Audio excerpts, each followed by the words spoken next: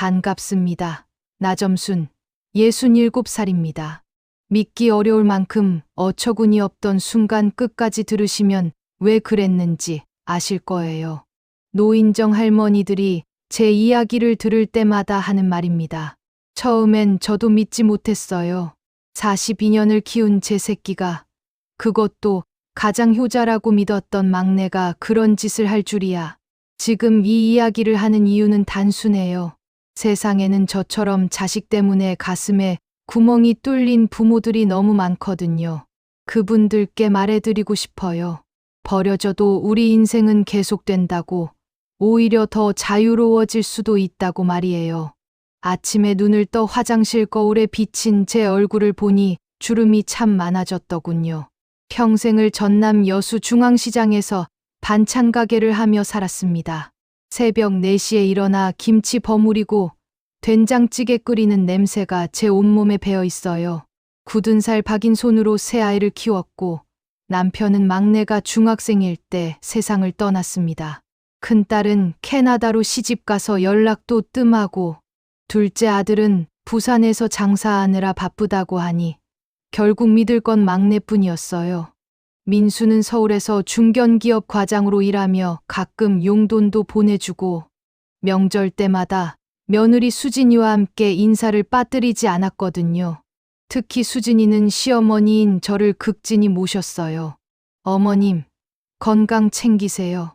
몸이 자본이에요. 전화할 때마다 하는 말이었죠. 저는 그 애를 친딸처럼 여겼습니다. 그런데 작년 가을 민수에게서 뜻밖의 전화가 왔어요. 엄마, 이번에 유럽 여행 같이 가실래요? 파리랑 로마도 보여드리고 싶어서요. 심장이 벌렁거렸습니다. 여수 벗어난 것도 손에 꼽을 만큼 적은데 유럽이라니, 그런 돈 어디 있다고. 엄마, 회사에서 포상휴가 나왔어요. 평생 고생만 하신 엄마 한번 제대로 모시고 싶어요. 목소리에 진정성이 가득했어요. 수진이도 전화를 바꿔받아 거들었습니다. 어머님, 저희가 다 준비했어요. 짐만 싸시면 돼요. 에펠탑도 보시고 맛있는 것도 드시고요. 시장에서 돌아와 이 소식을 이웃 상인들에게 말했더니 모두 부러워했어요. 미자 언니, 정말 좋겠다. 나도 우리 새끼들한테 해외여행 한번 졸라봐야겠어. 아이고, 효자 아들 뒀네. 파리라니. 꿈 같은 얘기야. 시장 달장 앞에서 들리는 꼬꼬댁 소리도 오늘은 축하하는 것처럼 들렸어요. 그날 밤, 저는 설레는 마음으로 여행짐을 챙겼습니다. 평생 입어본 적 없는 원피스도 하나 샀어요. 파리에서 입을 거라고 하면서요. 거울 앞에 서서 원피스를 입어보니 마치 젊은 시절로 돌아간 것 같았어요.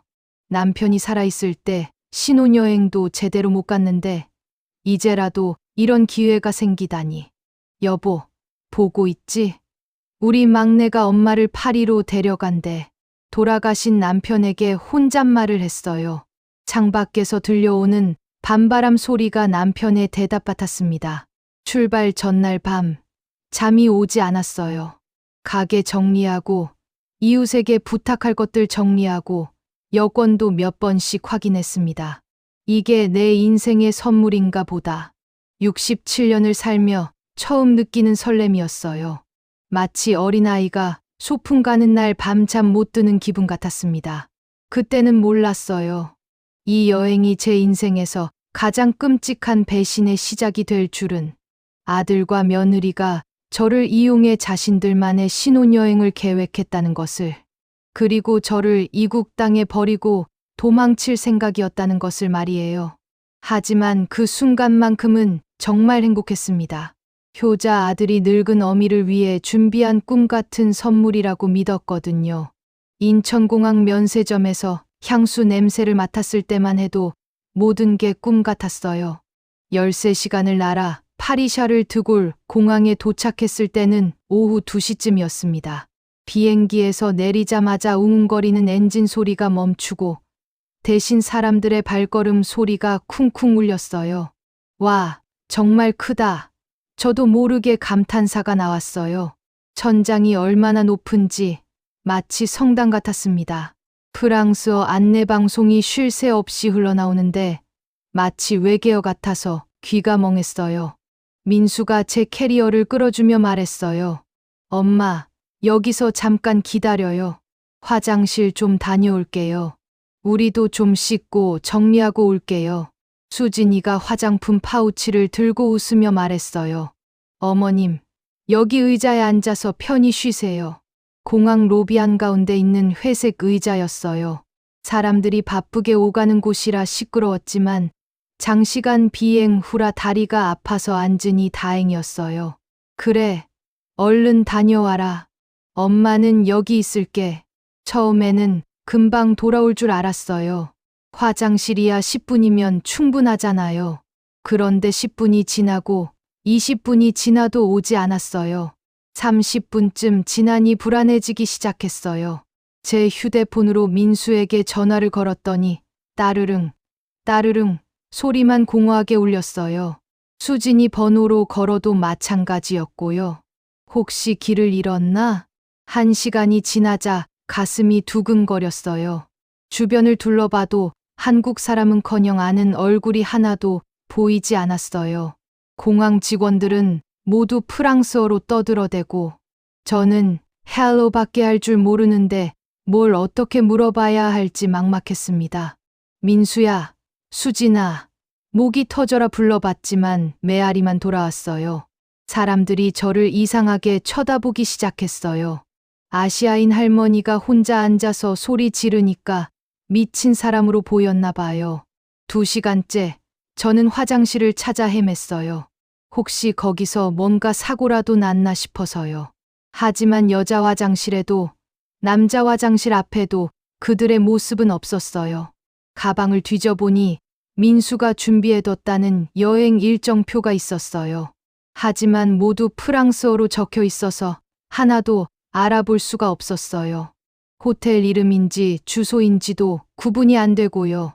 오후 6시쯤 되니까 배가 고팠어요. 공항 안방집에서 나는 고소한 냄새가 코끝을 자극했지만 유로화 사용법을 몰라서 허둥대다가 직원의 눈치를 보며 돌아섰어요. 그때 깨달았어요. 설마 나를 버린 건 아니겠지? 하지만 그 생각을 곧바로 떨쳐냈어요.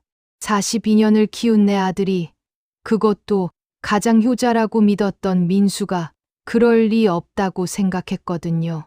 분명 무슨 오해가 있을 거야. 아니면 사고라도 났거나.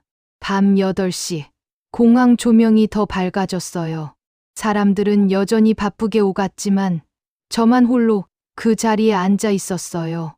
민수 휴대폰으로 다시 전화를 걸었어요.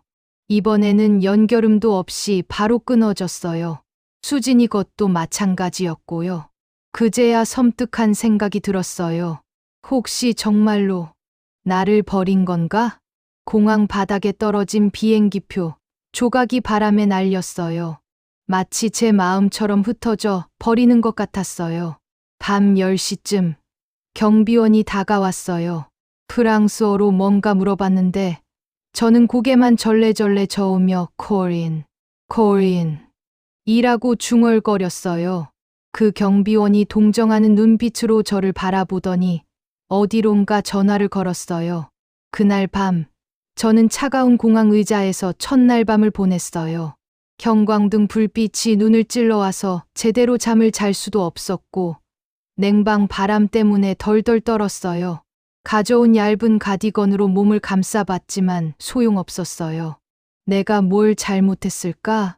머릿속으로 계속 되짚어봤어요. 혹시 민수에게 상처되는 말을 했나? 수진이를 섭섭하게 한 적이 있나? 하지만 아무리 생각해도 그럴 이유가 없었어요.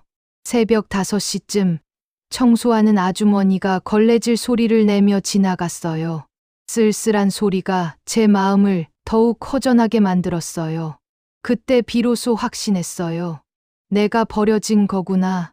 화장실 거울에 비친 제 모습이 말이 아니었어요. 둘째 날 아침, 눈은 퀭하니 들어가고 머리카락은 산발이 되어 있었어요. 67년을 살며 이렇게 초라한 모습을 본 적이 없었습니다. 세수를 하려는데 비누가 어디 있는지 모르겠고 자동 수도꼭지는 어떻게 켜는지도 몰라서 한참을 헤맸어요. 겨우 찬물로 얼굴을 적시니 정신이 좀 들었습니다. 이대로 죽을 순 없지. 배가 너무 고팠어요. 어제부터 물 한 모금도 제대로 못 마셨거든요. 공항 카페에서 나는 커피 냄새가 코를 찔렀지만 프랑스 돈을 어떻게 써야 할지 몰라서 발만 동동 굴렸어요. 한국에서 가져온 돈을 꺼내봤더니 10,000원짜리 몇 장뿐이었어요. 민수가 엄마, 돈은 제가 다 준비했어요. 걱정 마세요 라고 했었거든요. 그놈이 다 계획한 거구나. 공항 곳곳을 돌아다니며 한국어를 할 줄 아는 사람을 찾았어요. 아시아인만 보면 달려가서 한국 사람이세요? 라고 물어봤지만 대부분 중국인이나 일본인이었어요. 오후쯤 되니까 어지러워서 쓰러질 것 같았어요. 근처 벤치에 주저앉았는데 옆에 있던 프랑스 할머니가 뭔가 말을 걸었어요. Vos allez bien? 괜찮으세요? 무슨 말인지 모르겠지만 걱정하는 표정이었어요. 저는 손짓 발짓으로 배고프다는 표현을 해봤어요. 배를 만지면서 hungry 라고 했더니 그 할머니가 이해하더라고요. 가방에서 비스킷을 꺼내주면서 프리니스에 이것 드세요라고 했어요. 그 순간 눈물이 왈칵 쏟아졌어요.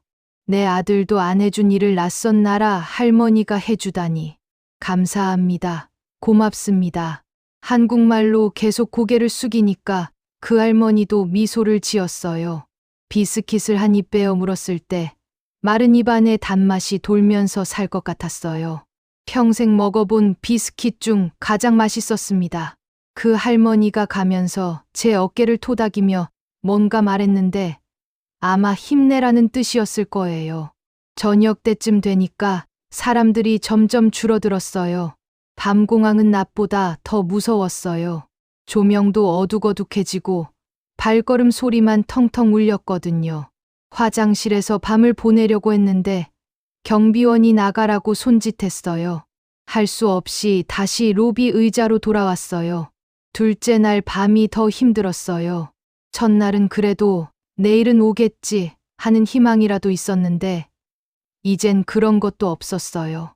새벽 3시쯤 배에서 꼬르륵 소리가 크게 났어요. 창피해서 주변을 둘러봤는데 다행히 사람이 별로 없었어요. 가방을 뒤지니 여수에서 가져온 엿이 하나 있었어요. 엄마가 만들어 주신다며 민수가 어릴 때 좋아했던 그 엿이었어요.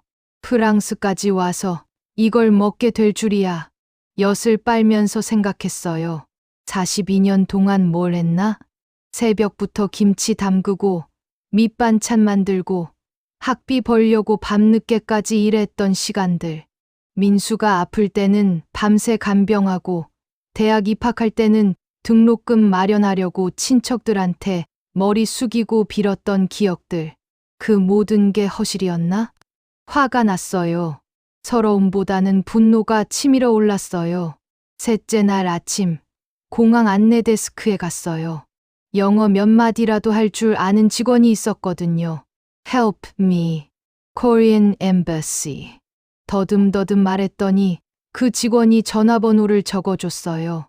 공중전화를 찾아서 한국 영사관에 연락했어요. 다행히 한국 직원이 나왔어요. 여보세요?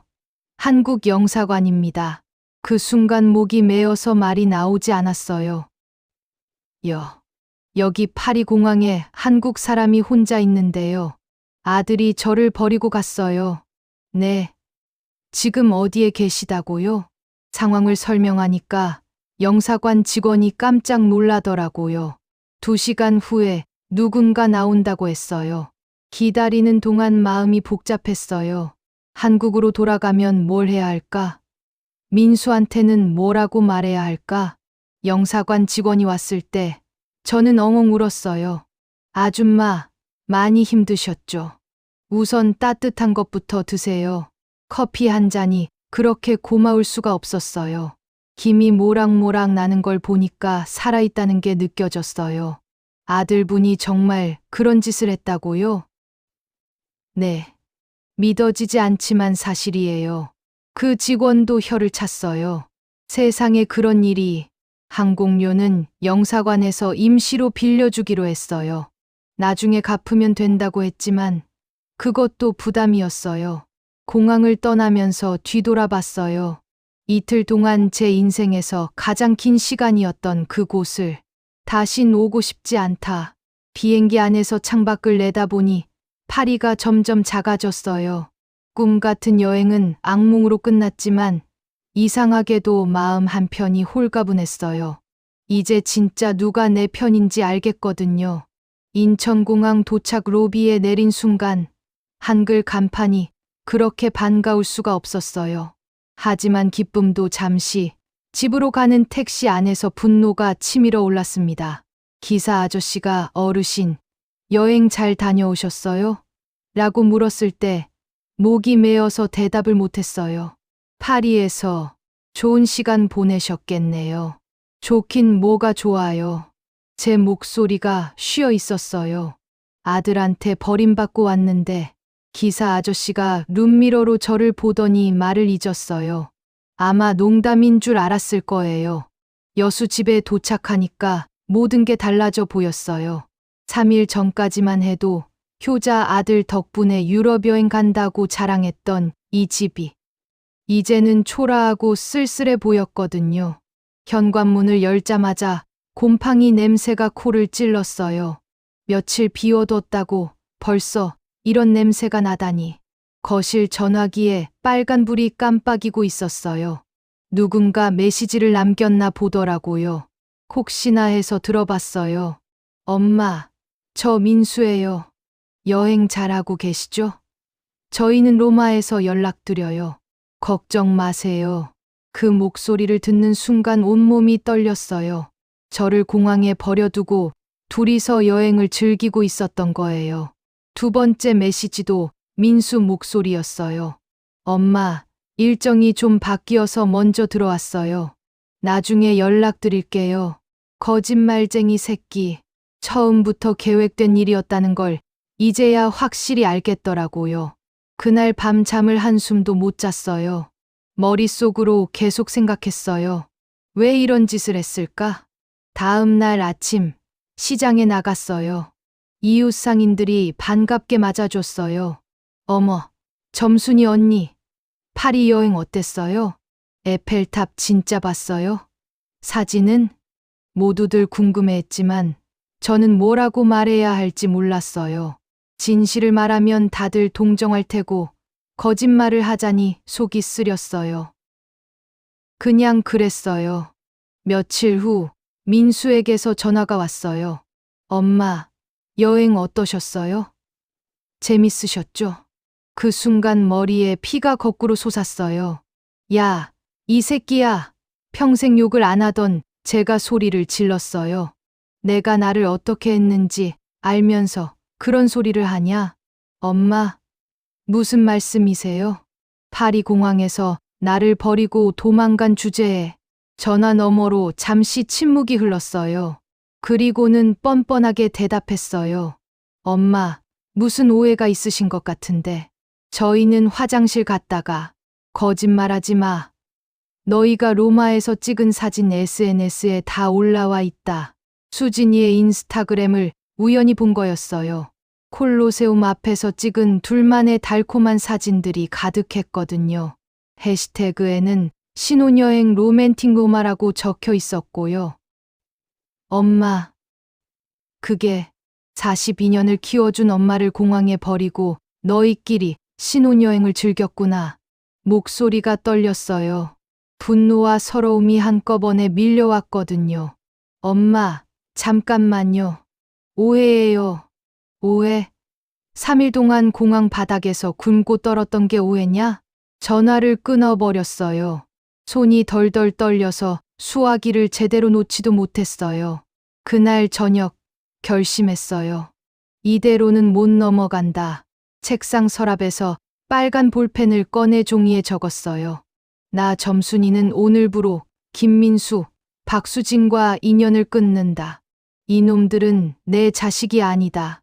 글씨가 삐뚤빼뚤했지만 마음은 단단했어요. 다음 날 부동산에 갔어요. 시골에 있는 전답을 팔기로 했어요. 원래는 민수한테 물려주려고 했던 땅이었는데 이제 그럴 이유가 없어졌거든요. 점순이 이모, 갑자기 왜 땅을 팔아요? 팔 일이 생겼어. 민수 아들이 뭐라고 해요? 그 새끼는 상관없어. 내 땅이야. 부동산 사장이 깜짝 놀라더라고요. 평소 조용하던 제가 이런 말을 하니까요. 땅을 팔아서 5천만 원을 받았어요. 그 돈으로 뭘 할지 계획을 세우기 시작했어요. 며칠 후 은행에서 충격적인 사실을 알았어요. 민수가 제 명의로 대출을 받아뒀더라고요. 제 도장을 몰래 찍어서 2천만 원을 빌렸던 거예요. 언제 이런 대출을 받으셨어요? 은행원이 물었어요. 나는 모르는 일이에요. 분명 위조예요. 하지만 도장이 제 것과 일치한다면서 어쩔 수 없다고 했어요. 그 순간 모든 게 명확해졌어요. 처음부터 계획된 일이었구나. 저를 버리고 제 재산까지 가로채려 했던 거예요. 집에 돌아와서 민수에게 전화했어요. 야, 김민수. 내 이름으로 대출받은 거 다 알고 있다. 엄마, 그건 당장 갚아. 그리고 다시는 내 앞에 나타나지 마. 엄마, 저희가 잘못했어요. 한 번만 용서해. 용서? 3일 동안 공항 바닥에서 죽다 살아난 엄마한테 용서를 바라? 전화를 끊고 밖으로 나갔어요. 시원한 바람이 얼굴을 스쳤는데 오랜만에 가슴이 시원했어요. 이제 진짜 전쟁이다. 동사무소 접수창구에서 나오는 딱딱한 도장 소리가 제 심장박동과 겹쳤어요. 호적에서 자식을 삭제하고 싶은데요. 차분하게 말했지만 속마음은 불같았어요. 공무원이 놀란 표정으로 저를 쳐다봤어요. 어머님, 그게 무슨 말씀이세요? 김민수라는 놈을 제 호적에서 빼고 싶어요. 더 이상 내 아들이 아니니까. 아, 어머님, 죄송하지만 호주제가 폐지된 후로는 자식을 호적에서 삭제할 수 없습니다. 그 말을 듣는 순간 주먹을 꽉 쥐었어요. 법적으로는 어쩔 수 없다 해도 제 마음속에서는 이미 그놈을 지워버렸거든요. 그럼 상속 포기 각서는 쓸 수 있죠? 네, 그건 가능합니다만 당장 서류 주세요. 집에 돌아와서 상속 포기 각서를 작성했어요. 앞으로 제가 죽어도 민수에게는 단 한 푼도 물려주지 않겠다는 내용이었어요. 그리고 그날 밤 진짜 복수 계획을 세웠어요. 1단계 민수 직장에서 망신 주기, 2단계 수진이 친정의 진실 알리기, 3단계 돈 회수하고 완전히 인연 끊기. 다음 날 아침 일찍 서울로 올라갔어요. KTX 안에서 손에 땀이 날 만큼 긴장됐지만 동시에 가슴이 뛰었어요. 67년 살며 이렇게 적극적으로 뭔가를 해본 적이 없었거든요. 민수가 다니는 회사 앞에 도착했을 때는 오전 8시였어요. 출근하는 사람들이 바쁘게 오가고 있었어요. 집에서 준비해온 피켓 2개를 꺼냈어요. 빨간 매직으로 정성껏 쓴 글씨들이었어요. 파리공항에 67세 노모를 버린 페류나 김민수. 이런 자식이 이 회사에 다닙니다. 회사 정문 앞에 서서 피켓을 들어 올렸어요. 지나가는 사람들이 하나둘 쳐다보기 시작했어요. 어머, 저게 뭐야? 노모를 버렸다고? 웅성웅성 소리가 커졌어요. 스마트폰으로 사진 찍는 사람들도 나타났고요. 30분쯤 지나니까 회사 경비원이 나왔어요. 할머님, 여기서 이러시면 안 됩니다. 왜 안 돼요? 여기 공공장소 아닌가요? 내가 뭔 잘못했어요? 그래도 제 아들이 저를 파리공항에 버리고 도망갔어요. 3일 동안 굶고 떨었다고요. 목소리를 높이니까 더 많은 사람들이 몰려들었어요. 누군가 어머, 진짜예요? 라고 물었을 때 저는 가방에서 항공권 영수증을 꺼냈어요. 여기 증거도 있어요. 한국 영사관에서 임시로 빌린 귀국 항공료 영수증이에요. 사람들이 수군거렸어요. 세상에, 진짜네. 어떻게 그런 일이. 1시간쯤 지나니까 민수가 허둥지둥 뛰어나왔어요. 얼굴이 새하얗더라고요. 엄마, 뭐 하시는 거예요? 뭐 하긴. 진실을 알리는 거지. 사람들이 다 보잖아요. 봐야지. 내가 어떤 놈인지 세상이 다 알아야 해. 민수가 제 팔을 잡아 끌려 했지만 저는 더 큰 소리로 외쳤어요. 여러분, 이 사람이 저를 파리공항에 버린 김민수예요. 그때 회사 상사로 보이는 사람이 나왔어요. 민수에게 뭔가 말하더니 곧바로 들어가라고 했어요. 민수가 돌아가면서 엄마, 제발 하고 애원했지만 저는 모른 척 했어요. 점심시간까지 그 자리를 지켰어요. 회사 직원들이 나올 때마다 제 이야기를 들려줬어요. 어떤 여직원은 눈물까지 글썽이며 어머님, 힘드셨겠어요 라고 위로해 주더라고요. 오후에 기자까지 왔어요. 누군가 신고한 모양이었어요. 할머님, 저희 지역신문 기자인데요. 인터뷰 좀 해주시겠어요? 좋아요. 많은 사람이 알아야 해요. 기자가 녹음기를 꺼내며 물었어요. 자세한 상황을 말씀해 주시겠어요? 저는 처음부터 끝까지 다 말했어요. 유럽 여행 제안부터 공항에서 버려진 것까지 숨김없이 전부 다요. 정말 충격적인 일이네요. 아드님이 왜 그런 짓을 했을까요? 돈 때문이겠죠. 제 재산 노리고 저를 없애려 했던 거예요. 기사가 나간 후 민수에게서 전화가 왔어요. 엄마, 회사에서 징계위원회에 회부됐어요. 잘 됐네. 엄마, 내가 뿌린 씨앗이야. 이제 와서 후회해도 늦어. 제발 기사라도 취소해 주세요. 안 돼. 더 많은 사람이 알아야 해. 전화를 끊고 수진이 친정 주소를 찾았어요. 민수가 예전에 준 주소록에 있었거든요. 이제 2단계다. 버스를 타고 수진이 친정으로 갔어요. 아파트 호수를 확인하고 초인종을 눌렀어요. 누구세요? 수진이 시어머니, 나점순입니다. 문이 열리더니 수진이 엄마가 나왔어요. 깜짝 놀란 표정이었어요. 어머, 어머님. 갑자기 어떻게? 사돈댁, 할 말이 있어서 왔어요. 거실에 앉으니까 수진이 엄마가 차를 내왔어요. 그런데 손이 떨리는 게 보이더라고요. 뭔가 눈치챈 모양이었어요. 사돈댁, 따님이 저와 제 아들을 어떻게 했는지 아세요? 네, 무슨, 저를 파리공항에 버리고 둘이서 신혼여행을 즐겼어요. 사돈댁 얼굴이 하얗게 질렸어요.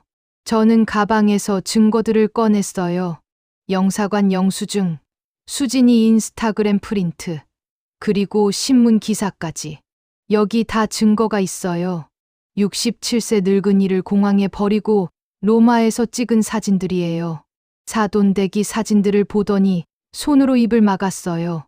세상에, 우리 수진이가 정말 그런 짓을, 그것도 모르시고 따님을 키우셨어요? 그날 저녁 수진이에게서 울면서 전화가 왔어요. 어머님, 친정 엄마한테 왜 그런 말씀을, 진실을 말한 거야. 저희가 잘못했어요. 제발 한 번만. 이제 시작이야. 더 큰 일이 남았어. 창밖으로 들리는 매미 소리가 제 마음처럼 뜨거웠어요. 3단계가 진짜 마지막이다. 현관문을 두드리는 소리가 새벽 5시에 울렸어요. 똑똑똑, 똑똑똑. 급한 사람의 노크 소리였어요. 일어나서 문을 열어보니 수진이가 서 있었어요. 머리는 산발이고 눈은 퉁퉁 부어서 완전히 다른 사람 같았어요. 어머님, 수진이가 무릎을 꿇으며 울었어요. 제발 한 번만 용서해 주세요. 일어서 내 앞에 무릎 꿇을 자격 없어. 어머님, 저희가 정말 잘못했어요. 친정에서 쫓겨났어요. 그제야 자세히 보니 옆에 캐리어가 있더라고요. 정말 집에서 나온 모양이었어요. 잘 됐네. 그래야 정신을 차리지. 제발, 저희 갈 곳이 없어요. 그건 내가 알 바 아니야. 파리 공항에서 갈 곳 없던 내 심정 생각해봤어? 수진이가 더 큰 소리로 울었어요.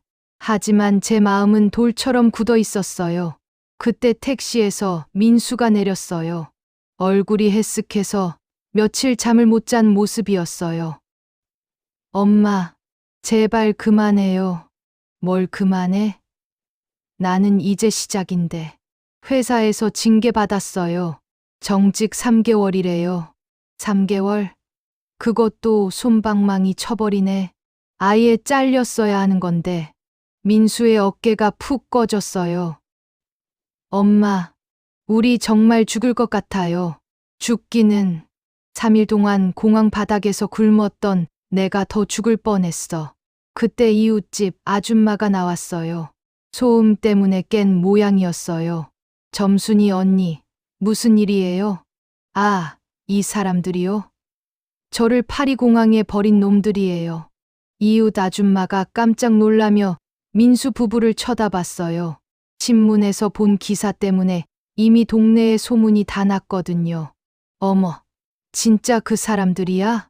네, 제 아들이라고 하던 놈들이에요. 이웃들이 하나둘 나오기 시작했어요. 다들 호기심 어린 눈으로 민수 부부를 바라봤어요. 민수가 창피해서 고개를 들지 못했어요. 엄마, 제발 안으로 들어가서 얘기해요. 안 돼. 여기서 다 해결하자. 저는 가방에서 서류 뭉치를 꺼냈어요. 어제 변호사 사무실에서 준비한 것들이었어요. 첫째, 내 명의로 받은 대출 2천만 원 당장 갚아라.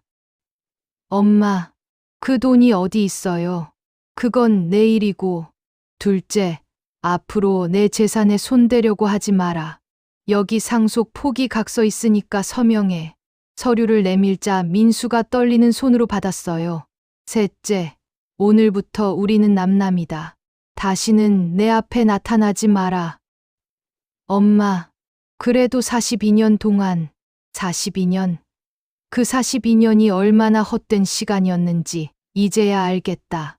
제 목소리가 동네에 울렸어요. 이웃들이 중얼중얼 거렸어요. 저런 자식이 어디 있어. 부모를 어떻게. 수진이가 갑자기 제 치마를 잡았어요. 어머님, 정말 마지막이에요. 저희가 앞으로 어떻게 살아요? 그거야 너희가 알 일이지. 내가 파리공항에서 어떻게 살아남았는지 생각해봐. 그때 민수가 무릎을 꿇었어요. 엄마, 저 정말 후회하고 있어요. 한 번만, 정말 한 번만, 후회. 지금 와서 후회해서 뭐해. 공항에서 죽어가는 엄마 생각은 안 하면서. 이웃 아줌마들이 웅성거렸어요. 에휴, 저런 자식 봤나. 부모 은혜를 걔가 물어간다더니. 민수가 서류에 서명했어요. 손이 너무 떨려서 글씨가 제대로 안 써졌어요. 이제 됐어요? 민수가 물었어요.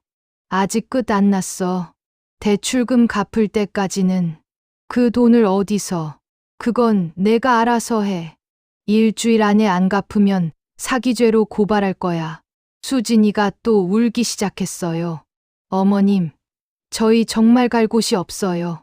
친정에서도 쫓겨나고 모텔이라도 잡아라. 돈 없으면 찜질방이라도 가고. 어머님, 파리 공항 바닥보다는 따뜻할 거야. 그때 민수가 주머니에서 뭔가 꺼냈어요. 제 통장이었어요. 엄마, 이거, 그걸 언제 가져갔어? 여행 가기 전에 혹시 몰라서 제 통장을 돌려받으면서 확인해 보니 300만 원이 빠져 있었어요. 이것도 훔친 거구나. 엄마, 저희가 쓸 돈이 부족해서 300만 원도 추가로 갚아라. 총 2,300만 원이다. 민수의 얼굴이 새하얗게 질렸어요. 그 큰 돈을 어디서 구하겠어요. 일주일 안에 안 갚으면 경찰서 간다. 엄마, 제발, 제발은 무슨. 내가 공항에서 제발이라고 했을 때는 안 들었으면서. 수진이가 캐리어를 끌며 일어났어요. 언니, 가요. 더 이상 여기 있어봐야. 어디 가려고? 어디든 가야죠. 둘이 터벅터벅 걸어 나가는 모습을 보니 묘했어요. 며칠 전까지만 해도 제가 그런 심정이었거든요. 하지만 동정은 안 됐어요. 자업자득이니까. 이웃 아줌마가 말했어요. 점순이 언니, 속이 다 시원하겠어. 아직 끝 안 났어요. 돈 받을 때까지는. 그날 오후 민수에게서 전화가 왔어요. 엄마, 대출금 마련했어요. 어떻게?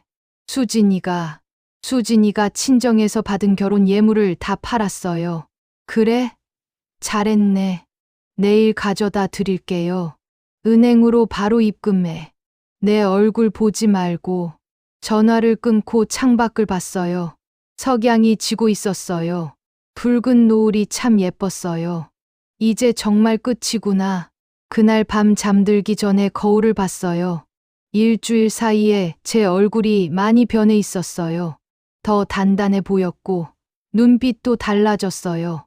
67년을 살며 처음으로 제 자신을 위해 싸워본 일주일이었어요. 내일부터는 진짜 새로운 인생이 시작될 것 같았어요. 복수를 끝낸 지 한 달이 지나자 이상하게도 마음이 허전했어요.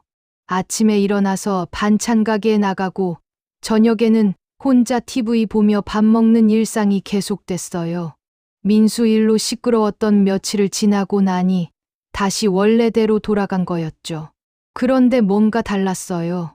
예전에는 언젠가 민수가 찾아올까 하는 기대라도 있었는데 이제는 그런 것도 없으니까 정말 혼자더라고요.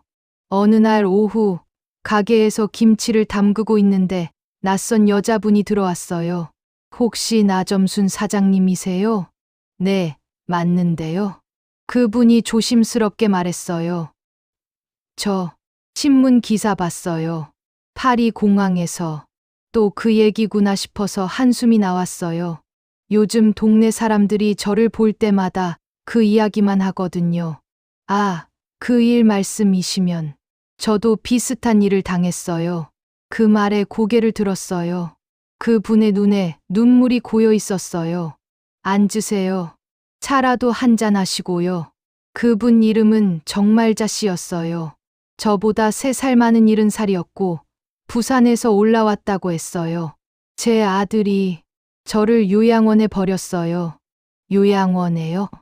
네, 좋은 곳에 모신다면서 데려갔는데 알고 보니 정부 지원받는 무료 시설이었어요. 면회도 안 오고 말자 언니 제가 편하게 부르기로 했어요의 이야기를 듣다 보니 가슴이 먹먹해졌어요. 한 달 전에 몰래 나왔어요. 아들한테는 아무 말도 안 하고. 그럼 지금 어디서 지내세요? 여수 게스트하우스에 있어요. 그런데 돈이 떨어져 가서. 그 순간 이상한 감정이 들었어요. 저랑 비슷한 처지의 사람을 만나니까 혼자가 아니라는 생각이 들더라고요. 언니, 우리 집에서 지내세요. 네. 갑자기 그러시면 괜찮아요. 어차피 혼자 사는 집이고 방도 남아돌아요. 말자 언니가 눈물을 글썽였어요. 정말 괜찮을까요? 당연하죠. 우리 같은 처지끼리 뭘. 그날부터 말자 언니와 함께 살기 시작했어요. 오랜만에 집에 사람 냄새가 났어요. 함께 밥을 해 먹고 TV 보면서 수다 떨고 가게 일도 도와주고 마치 진짜 자매처럼 지냈어요. 어느 날 저녁 둘이서 막걸리를 한잔하며 이야기했어요. 점순아, 우리 이러고 살면 안 되나? 뭐가요? 자식들 눈치 보지 말고 우리끼리 재미있게 사는 거 말이야. 막걸리가 취해서인지 그 말이 참 좋게 들렸어요. 좋죠. 뭐 하고 싶은 거라도 있어요? 나는 춤을 배워보고 싶어. 춤이요? 어릴 때부터 꿈이었는데 결혼하고 애 키우느라 못했거든. 그 말을 듣고 제 마음도 뭔가 꿈틀거렸어요. 저는 기타 배우고 싶어요. 기타. 왜? TV에서 가수들이 기타 치는 거 보면 멋있더라고요. 둘이서 웃었어요. 67세, 70세의 춤이랑 기타라니. 다음 날 문화센터에 등록하러 갔어요. 말자 언니는 라인 댄스, 저는 기타 교실에요. 처음에는 이 나이에 뭐 하는 짓인가 싶었는데 막상 해보니까 재미있더라고요. 기타 선생님이 젊은 남자분이었는데 정말 친절하게 가르쳐 주었어요. 할머님, 손가락이 참 긴 편이시네요. 기타에 좋은 손이에요. 그 말을 듣고 기분이 좋아졌어요. 67년 살면서 좋은 손이라는 말을 들어본 적이 없었거든요. 몇 주 후 말자 언니가 신나서 들어왔어요. 점순아, 우리 문화센터에서 발표회 한대. 발표회요? 응. 라인댄스 팀도 나가고 기타반도 나간다는데 갑자기 무서워졌어요. 사람들 앞에서 기타를 친다고요? 언니, 저는 못할 것 같아요. 왜? 연습 열심히 했잖아. 그래도 사람들이 웃으면 어떡해요? 웃으면 어때? 우리가 즐거우면 되는 거 아니야? 말자 언니 말이 맞았어요. 누가 뭐라고 하든 상관없었어요. 민수 때문에 상처받은 후로는 다른 사람 눈치 보는 것도 지겨웠거든요. 발표회 날 무대에 올라가니까 떨렸어요. 관객석에 앉은 사람들이 궁금해하는 눈으로 저를 봤어요. 67세 할머니가 기타를 들고 첫 코드를 눌렀을 때 소리가 울렸어요. 그 순간 모든 걱정이 사라졌어요. 아름다운 나라 노래를 연주했어요. 제가 젊었을 때 좋아했던 노래였거든요. 처음에는 틀렸지만 점점 멜로디가 맞아떨어지면서 자신감이 생겼어요. 연주가 끝나자 관객석에서 박수가 터졌어요. 누군가 브라보 라고 외치기도 했어요. 무대에서 내려오는데 눈물이 났어요. 기쁜 눈물이었어요. 말자 언니의 라인 댄스도 멋있었어요. 70세 맞나 싶을 정도로 경쾌하게 춤추더라고요. 집에 돌아와서 둘이 맥주를 마시며 축하했어요. 점순아, 오늘 정말 멋있었어. 언니도요. 춤출 때 완전 다른 사람 같았어요. 그치? 나도 그런 기분이었어. 그때 문득 생각이 났어요. 민수가 저를 버린 것이 정말 나쁜 일이기만 했을까? 만약 그 일이 없었다면 지금의 제가 있을까? 기타도 배우고 무대에서 연주도 하고 말자 언니 같은 친구도 만나고 언니, 이상한 말이지만 아들이 저를 버린 게 오히려 잘된 일 같아요. 어떻게 그 일이 없었으면 계속 눈치만 보고 살았을 텐데 이제는 제가 하고 싶은 대로 살 수 있잖아요. 말자 언니가 고개를 끄덕였어요. 맞아. 우리가 자유로워진 거야. 그날 밤 잠들기 전에 기타를 한 번 더 쳤어요. 달빛이 들어오는 방에서 혼자 조용히 멜로디가 창밖으로 흘러나가면서 마음이 정말 평온해졌어요. 이제야 진짜 내 인생이 시작된 것 같다. 1년 후 여수 중앙시장 반찬 가게 앞에 작은 간판이 하나 더 생겼어요. 점순이네 기타 교실 나이는 숫자일 뿐 꿈에는 정년이 없습니다. 말자 언니와 함께 문화센터에서 배운 걸 이웃들에게 가르쳐 주기 시작했거든요. 오후 3시부터 5시까지는 기타 교실, 저녁 7시부터는 라인 댄스 교실이에요. 첫 수강생은 시장 떡볶이 아주머니였어요. 점순이 언니, 나도 기타 배울 수 있을까? 당연하죠. 나도 67세에 시작했는데 뭐. 처음에는 서너 명이었는데 입소문이 나면서 지금은 15명이나 와요. 나이도 다양해요. 50대부터 80대까지. 가장 열성적인 분은 78세 할머니인데 손자 결혼식에서 기타 연주해 주겠다며 매일 연습하세요. 점순이 선생님, 이 코드가 잘 안 눌러져요.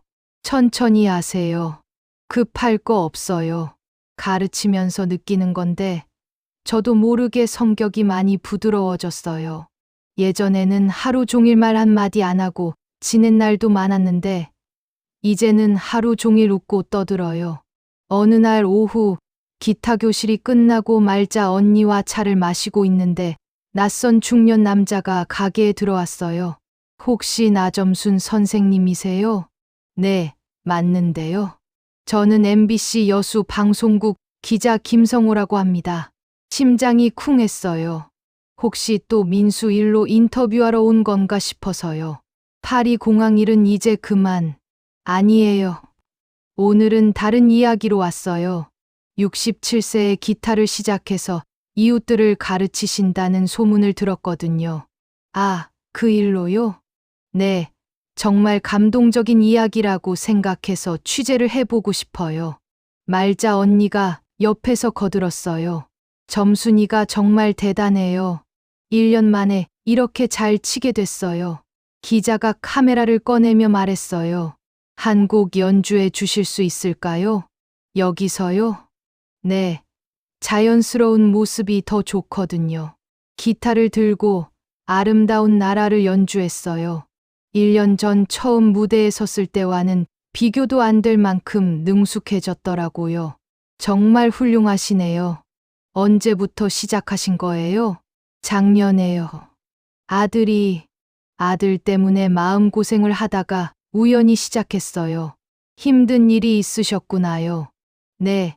하지만 이제는 그 일에 감사해요. 그 일이 없었다면 지금의 제가 없었을 테니까요. 기자가 놀란 표정을 지었어요. 감사하다고요? 네, 정말이에요. 67년을 살면서 처음으로 제가 진짜 원하는 걸 하고 있거든요. 방송이 나간 후 전국에서 연락이 왔어요. 비슷한 처지의 어르신들이 용기를 얻었다면서 감사 인사를 하는 전화들이었어요. 할머니 덕분에 저희 엄마도 그림을 시작했어요. 67세에 새로 시작할 수 있다니 정말 용기가 나요. 그런 전화를 받을 때마다 뿌듯했어요. 제 이야기가 누군가에게 도움이 된다니. 어느 날 저녁 기타 교실이 끝나고 집에 돌아가는 길에 익숙한 뒷모습을 봤어요. 민수였어요. 1년 만에 보는 아들의 모습은 많이 초라해져 있었어요. 옷도 구겨져 있고 걸음걸이도 힘이 없었어요. 민수가 저를 발견하고 다가왔어요. 엄마, 뭐야, 너? 엄마, 저 정말 잘못했어요. 1년 동안 정말 많이 반성했어요. 그래? 수진이랑 이혼했어요. 그리고 회사도 그만뒀어요. 그런 일이. 민수의 눈에 눈물이 고였어요. 엄마, 제발 한 번만, 정말 마지막으로 한 번만 용서해 주세요. 1년 전 같았으면 마음이 흔들렸을 거예요. 하지만 지금은 달랐어요. 민수야. 네, 엄마. 너 때문에 많이 아팠어. 하지만 이제는 안 아파. 그럼 용서해 주시는 거예요? 용서는 이미 했어. 나 자신을 위해서. 하지만 다시 예전으로 돌아갈 수는 없어. 엄마, 나는 이제 다른 사람이야. 내가 알던 그 엄마가 아니라. 민수가 어리둥절한 표정을 지었어요. 엄마, 무슨 말씀이세요? 67년을 살면서 처음으로 내가 원하는 삶을 살고 있어. 너 때문에 그게 가능했으니 오히려 고마워야겠네. 엄마, 민수야, 너도 이제 내 인생을 살아. 엄마 눈치 보지 말고. 그렇게 말하고 돌아서는데 발걸음이 가벼웠어요. 1년 전에는 상상도 못했던 일이었어요. 집에 돌아와서 말자 언니에게 이야기했어요. 민수를 만났어요. 어머, 뭐라고 했어? 용서한다고 했어요. 하지만 예전으로 돌아갈 수는 없다고. 잘했어. 점순이다워. 그날 밤 기타를 치면서 생각했어요. 진짜 용서란 뭘까? 상대방을 위한 게 아니라 나를 위한 거더라고요. 미움을 놓아버리는 게 용서였어요. 다음 날부터 새로운 계획을 세웠어요. 기타 교실을 더 체계적으로 운영하고 말자 언니와 함께 작은 공연팀도 만들어 보기로 했어요. 점순이, 우리 팀 이름 뭐로 할까? 늦깎이 드림팀은 어때요? 좋네.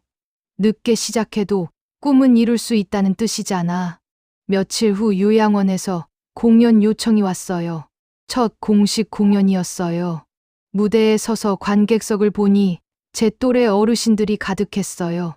어떤 분은 휠체어에 앉아 계시고 어떤 분은 지팡이를 짚고 계셨어요. 기타 연주를 시작하자 할머니 한 분이 따라 부르기 시작했어요. 그러자 다른 분들도 하나둘 목소리를 맞춰주었어요. 아름다운 나라가 합창이 되었어요. 목소리는 거칠었지만 마음은 따뜻했어요. 공연이 끝나고 한 할아버지가 말씀하셨어요. 선생님, 나도 기타 배울 수 있을까요? 85이지만요. 당연하죠. 나이는 숫자일 뿐이에요. 그 말을 하면서 깨달았어요. 이게 제가 찾은 인생의 의미구나. 누군가에게 용기를 주고 함께 꿈을 꾸는 것. 그게 진짜 가족이고 진짜 사랑이었어요. 집에 돌아와서 거울을 봤어요. 1년 전보다 주름은 더 늘었지만 눈빛은 더 밝아져 있었어요. 67세에 시작한 새로운 인생. 아직 갈 길이 멀지만 두렵지 않았어요. 기타를 품에 안고 창밖을 봤어요. 별이 총총한 밤하늘이 참 아름다웠어요. 내 인생의 주인공은 바로 나 자신이었다. 그게 67년을 살아 얻은 가장 소중한 깨달음이었어요.